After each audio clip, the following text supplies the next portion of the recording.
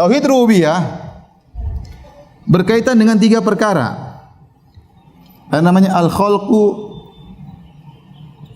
al-khalqu wal mulku wat tadbir. Artinya penciptaan, al-mulku pemilikan, kemudian ini pengaturan. Apa yang dimaksud tauhid rububiyah? Kita meyakini hanya Allah yang Maha Esa dalam penciptaan. Tidak ada yang ikut campur, tidak ada yang ikut nimbrung, ikut cipta. Yang menciptakan cuma siapa? Allah. Kana Allah dalam hadis kata Rasulullah SAW, kana Allah wa lam yakun syai'un ghairuhu. Dulu Allah sendirian, tidak ada yang bersama Allah. Kemudian Allah menciptakan makhluk. Dulu Allah sendirian di zaman azali, tidak ada bersama Allah. Kemudian Allah ciptakan makhluk.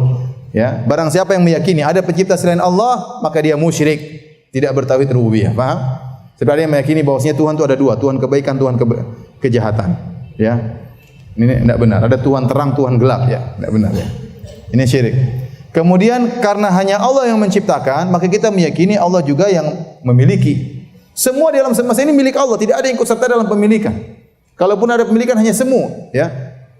Dia mungkin akan meninggal dunia sebelum hartanya tersebut, ya. Seperti kita memiliki barang-barang, tapi kita meninggal, barang kita akan diwariskan kepada orang lain. Pemilik semuanya hanyalah Allah Subhanahu wa taala. Makanya Allah mengatakan, "Walladzina tad'una min dunihi la ma yamlikuna min qitmir." Dan orang-orang yang mereka sembah selain Allah tidak memiliki qitmir. Qitmir itu apa?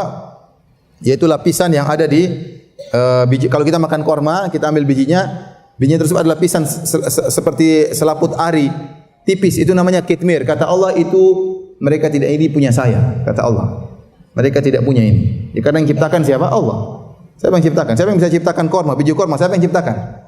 Allah yang ciptakan korma, Allah yang ciptakan bijinya korma, yang ciptakan selaput arinya juga Allah Subhanahu wa taala. Maka semuanya hanya milik Allah Subhanahu wa taala, ya. Labbaik Allahumma labbaik, labbaik la syarika lak, labbaik innal hamda wa ni'mata laka wal mulk. Ya Allah, tidak ada syarikat bagimu, sungguhnya pujian hanya untukmu. Ya, kemudian nikmat hanyalah darimu dan kerajaan hanyalah milikmu. Kalimat tauhid waktu kita bertalbiyah. Paham? Kemudian yang ketiga pengaturan. Pengaturan yudabbirul amr, Allah mengatur segala urusan. Allah mengatur dengan caranya. Allah ciptakan malaikat untuk ikut mengatur, tapi semua dengan izin Allah Subhanahu wa taala. Maka barang siapa yang meyakini ada yang berhak mengatur bersama Allah, maka dia musyrik. Seperti meyakini bahwasanya pantai selatan diatur oleh Nyi Roro Kidul. Ini enggak benar, ya. Sudah dikasih hak otonomi, ya. Padahal surat mandatnya belum turun. Mengatakan Nyi Roro Kidul mengatur apa? Ini syirik. Meyakini ada jin khusus mengatur gunung tertentu. Syirik juga enggak boleh. Paham? Ini namanya tauhid rububiyah. Dan ini semuanya berkaitan dengan zat Allah.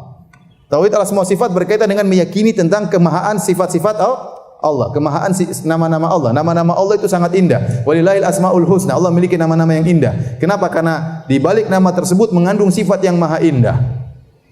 Kalau kita katakan Allah al-alim, Allah maha berilmu, memang dia memiliki ilmu yang sangat luar biasa. Ya, kalau manusia ada orang namanya alim tapi dia bahlul kadang-kadang, ya. Iya. Ada namanya Abdullah, hamba Allah, tapi kadang-kadang mencuri, ya. Misalnya gitu. Jadi manusia tidak jelas. Tapi kalau Allah namanya sangat indah karena mengandung sifat-sifat yang maha tinggi.